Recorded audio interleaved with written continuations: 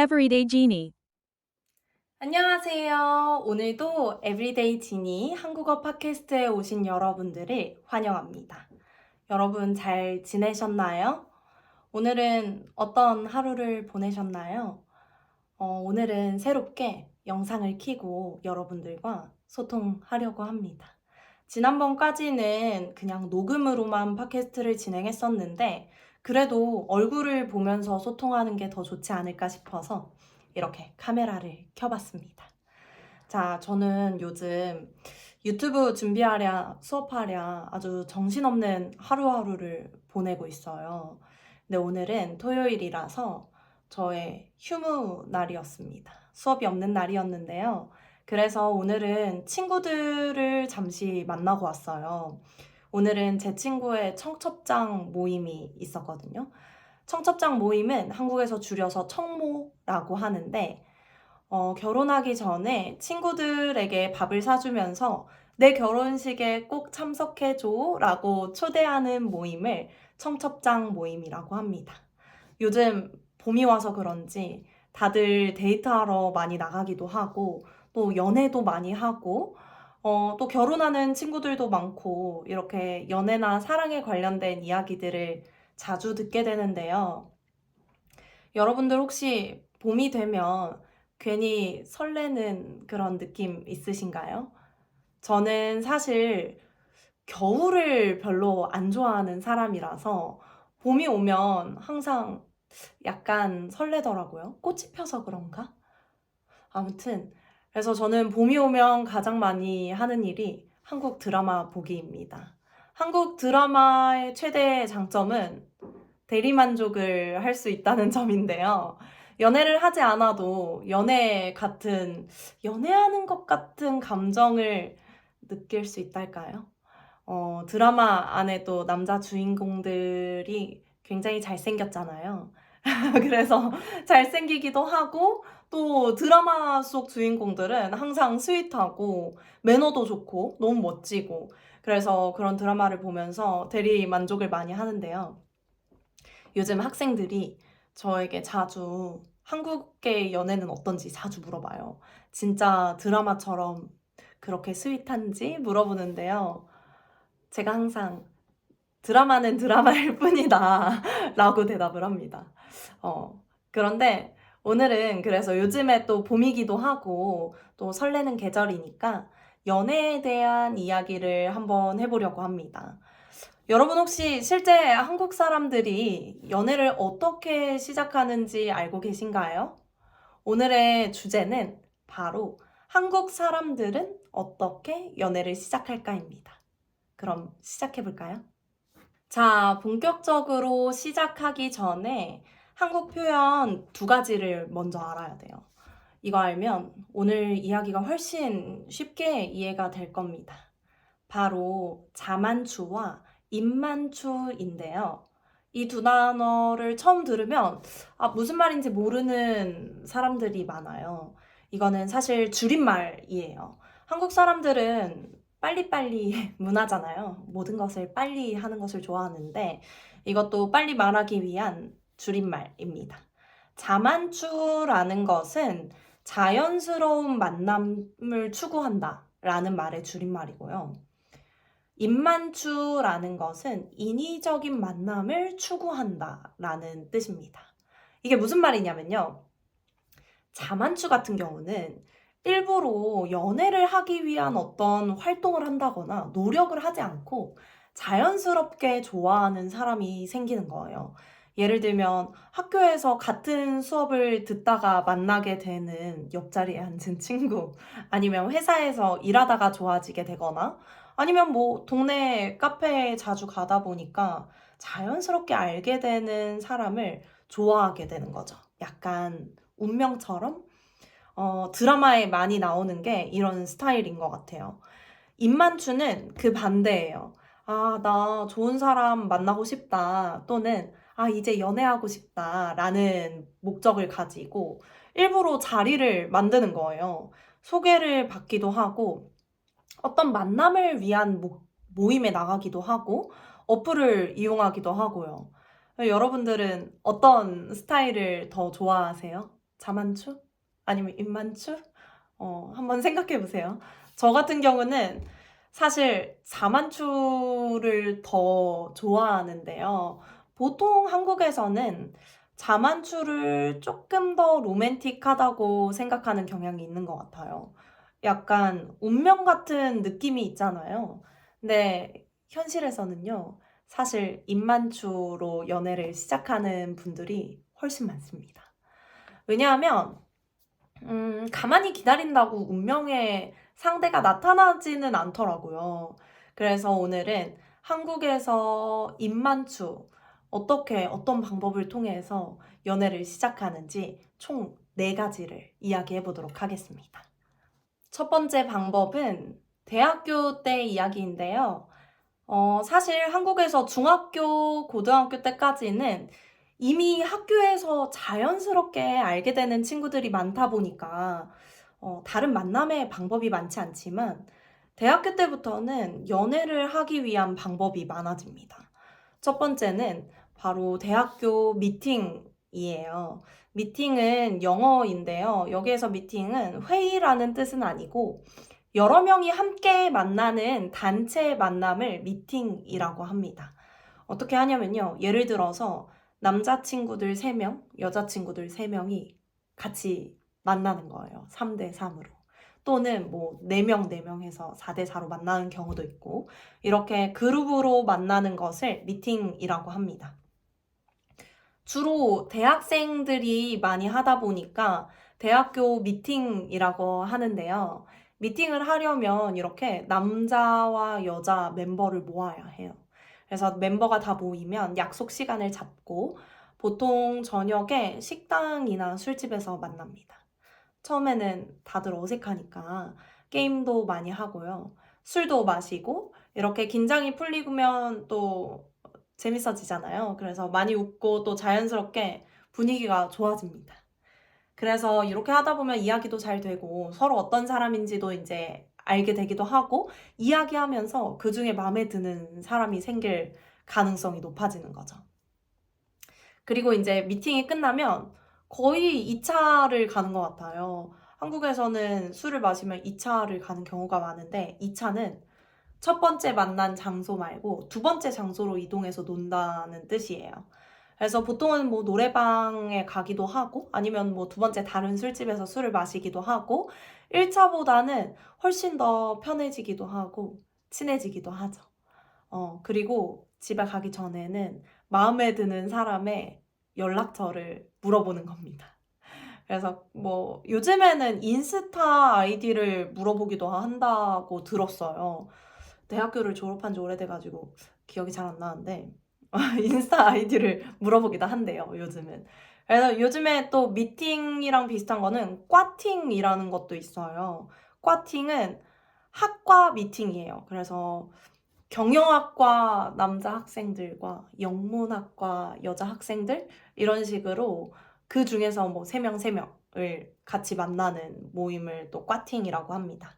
같은 학교 안에 또 다른 과 친구들이랑 만나는 거니까 미팅보다는 좀 더 설레지 않을까요? 학교에서 마주칠 수 있는 기회도 많고 하니까. 아무튼 첫 번째 방법은 대학교 때 하는 미팅입니다. 어떤가요? 여러분들 대학교에서는 이런 연애를 위한 어떤 모임이 있나요? 두 번째 방법은 소개팅이에요. 소개팅은 한국에서 가장 흔한 입만추 방법이에요.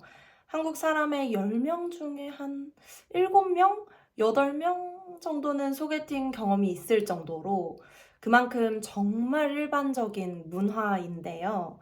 소개팅은 미팅이랑 다르게 1대1이에요. 그래서 친구가 이 친구랑 이 친구랑 잘 어울릴 것 같은데 하면 나 좋은 사람 아는데 한번 만나볼래? 라고 하면서 두 사람이 만날 수 있도록 만남을 이어주는 거죠. 그러면 이제 실제로 어떻게 진행되냐면요. 요즘에는 거의 다 이렇게 하는 것 같은데 친구랑 나랑 이제 소개시켜줄 상대방 이렇게 3명을 단체 카톡방에 같이 초대를 해요.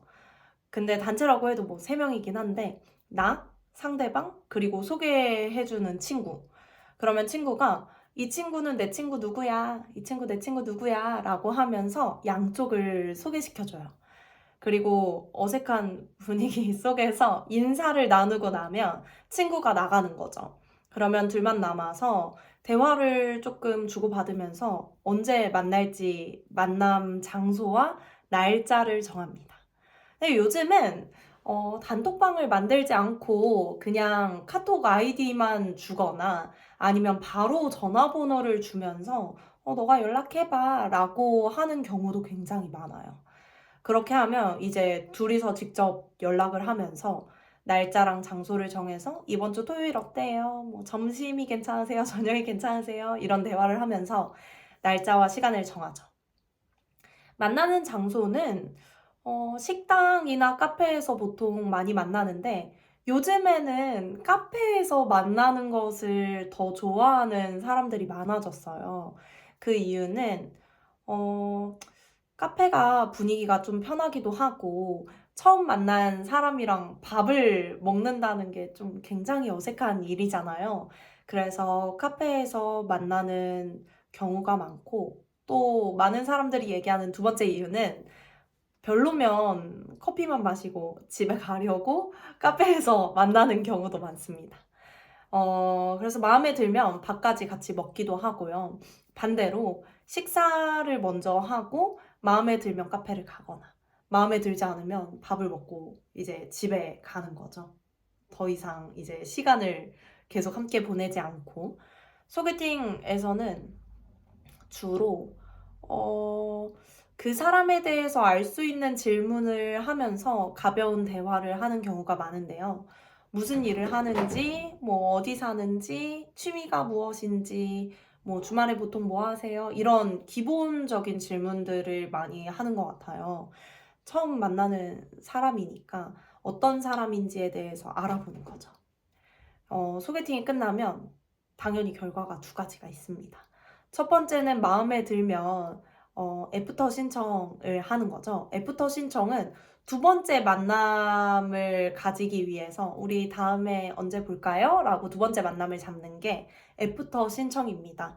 그런데 보통 애프터 신청을 하기 전에 헤어지고 나서 카톡으로 연락을 해요. 그래서 연락을 했는데 서로 계속 연락이 이어지고 서로 이제 계속 대화를 주고받기 시작하면 보통 한국에서는 그것을 썸의 시작으로 봅니다. 그래서 썸이라는 것은 한국에서는 연애를 시작하기 전에 서로 알아가는 단계를 썸이라고 말하는데요.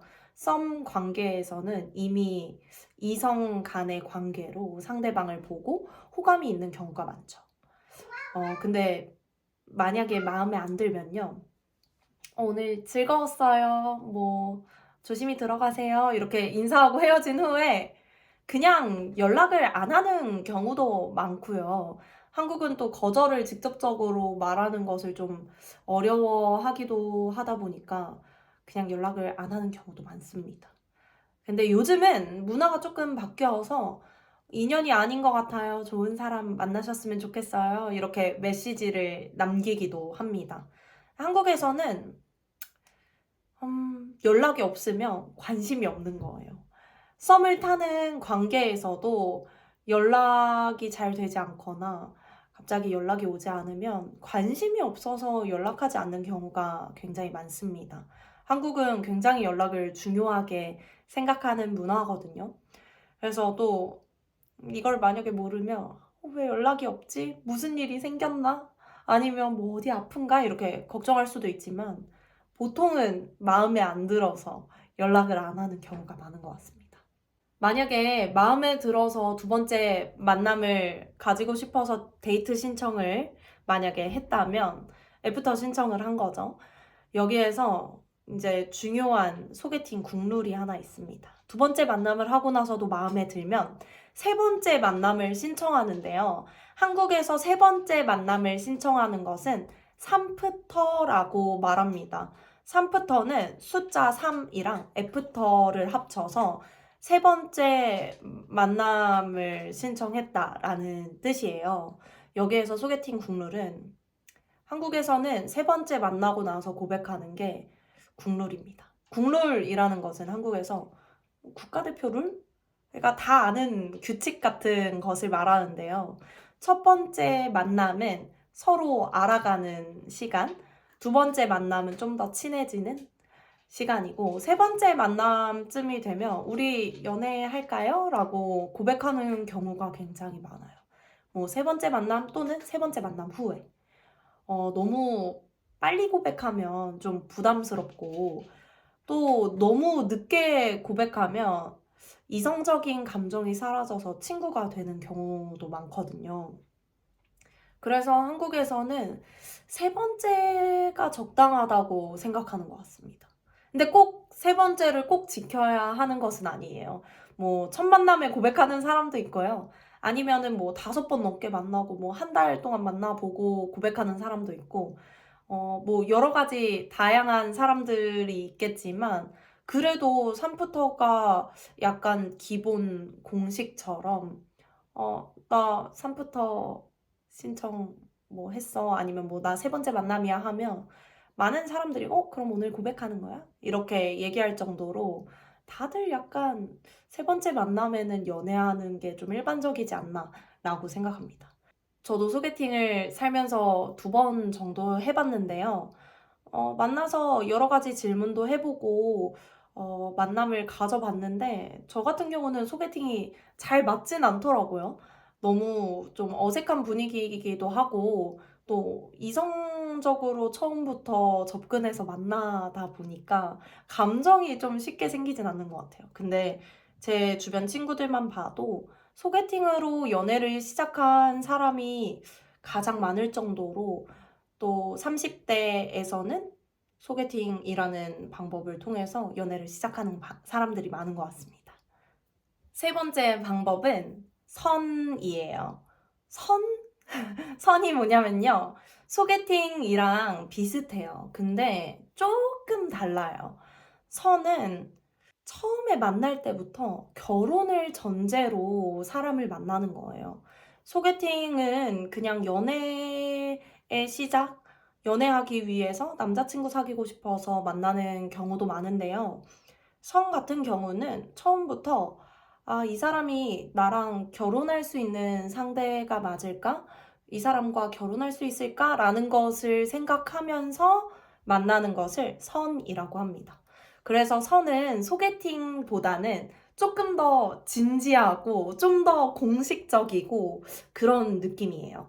보통은 친구가 소개해주는 경우도 있지만 부모님이나 아니면 친척, 아니면 오래된 지인, 뭐 교수님일 때도 있고요.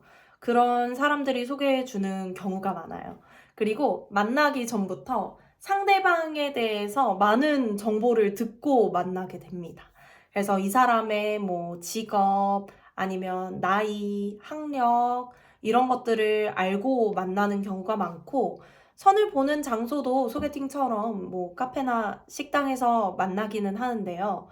그 만남의 분위기가 소개팅보다는 조금 더 조심스러운 느낌? 그리고 조금 더 진지한 마음으로 만나는 경우가 많습니다. 왜냐하면 서로 결혼을 하고 싶다는 것을 생각하고 나온 자리니까요. 그래서 첫인상이 또 그만큼 중요하죠. 선 문화는 특히 한국의 옛날 세대, 부모님 세대에서 되게 일반적이었어요.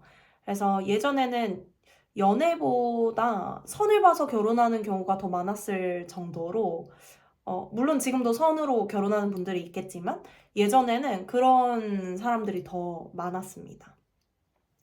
특히 30대 중반, 후반 정도가 되면 부모님이 너 언제 결혼할 거니? 라고 하면서 부모님 친구의 뭐 아들이라든지 아니면 부모님이 아시는 분의 뭐 아드님인 경우도 있고, 이렇게 부모님께서 선을 잡아주시는 경우가 꽤 있어요. 한국 분들은 아마 공감하실 것 같은데, 소개팅과 선의 차이를 한 줄로 정리해 보면 소개팅은 어, 연애와 결혼을 다 고려해서 만나는 거, 근데 선은 결혼할 사람을 만나고 싶다라는 마음을 가지고 만나는 것의 차이일 것 같아요. 마지막 네 번째는 결정사예요. 결정사는 결혼 정보 회사의 줄임말인데요. 아까 선이랑 비슷하다고 느낄 수도 있어요. 왜냐하면 둘 다 결혼을 목표로 만나는 거니까요. 근데 차이가 있어요. 선은 내 주변 사람들이 소개해 주는 거고, 결정사는 결혼정보 회사에 돈을 내고 사람을 소개받는 거예요. 결정사를 이용하려면 먼저는 내 프로필을 만들어요. 나이, 키, 직업, 학력, 사진도 등록해야 하고, 가족까지 그런 정보를 다 입력하고요. 아주 중요한 것이 하나 더 있는데, 내가 원하는 상대방의 조건도 이야기할 수 있어요. 예를 들면 이런 식이에요. 뭐, 저는 키는 175 이상이면 좋겠어요. 뭐, 직업은 안정적이어서 뭐 연봉이 이 정도 되면 좋겠어요. 라는 조건을 꽤 구체적으로 이야기할 수 있습니다. 그러면 결정사에서 그 조건에 맞는 사람을 찾아서 소개해 주는 거죠. 근데 솔직히 말하면 결정사는 좀 비싸요. 어, 뭐 어떤 엄청 비싼 곳은 또 몇백 단위, 뭐 1,000만 원 단위까지도 있다고 들었는데, 저도 해본 적이 없어서 정확한 가격은 모르겠지만 몇백만 원에 하는 친구들을 본 적이 있습니다. 이거 들으면 그렇게 비싼데 누가 해? 이렇게 생각할 수도 있는데, 꽤 많은 사람들이 결정사를 이용합니다. 왜냐하면 한국 직장인들은 진짜 바쁘거든요. 야근에, 회식에, 새로운 사람을 자연스럽게 만나고 싶어도 만날 시간이 없는 경우도 많고, 그리고 내가 진짜 결혼할 상대로 원하는 어떤 조건이 있어서 시간을 아끼고 내가 원하는 사람을 만나고 싶다라고 해서 전문가한테 맡기는 거죠. 결정사는 단순히 소개만 해주는 것이 아니라 어떤 컨설팅도 해줘요. 첫 만남에서 뭐 이런 이야기는 하지 마세요. 뭐 헤어스타일 이렇게 바꿔보시면 어때요? 뭐 이런 얘기도 해준다고 하더라고요. 완전 무슨 연애 코치 같죠. 결정사를 이용하는 사람들은 예전에는 주로 30대 중반 이후 직장인들이 많이 이용했었는데, 최근에는 20대 후반에도 이용하는 사람들도 많아졌다고 들었어요.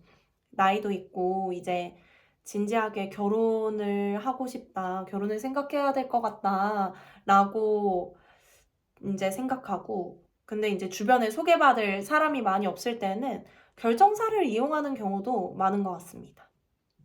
여기에서 재미있는 사실이 하나 있는데, 한국은 결정사 광고가 TV에도 나오고 지하철에도 붙어 있고 가끔 버스에도 광고가 붙어 있어요. 그 정도로 아주 일반적인 문화입니다.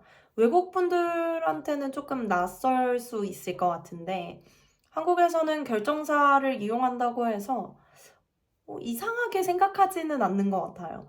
열심히 좋은 사람 만나기 위해 노력하는구나, 이런 느낌이에요. 자, 여기까지 우리 네 가지 방법에 대해서 이야기해봤는데요. 먼저 자만추, 입만추가 무엇인지 이야기해봤고, 자연스럽게 만남이 생기는, 자연스럽게 연인이 생기는 건 자만추. 그리고 일부러 만남을 만들어서 연애를 시작하는 것을 선호하면 입만추. 이렇게 알아봤고, 입만추의 방법 네 가지 이야기했습니다. 미팅, 꽈팅, 소개팅, 선, 그리고 결정사까지. 여러분 오늘 이야기 들으면서 어떤 생각이 드셨어요? 한국의 만남 문화가 여러분 나라랑 비슷한가요? 아니면 많이 다른가요?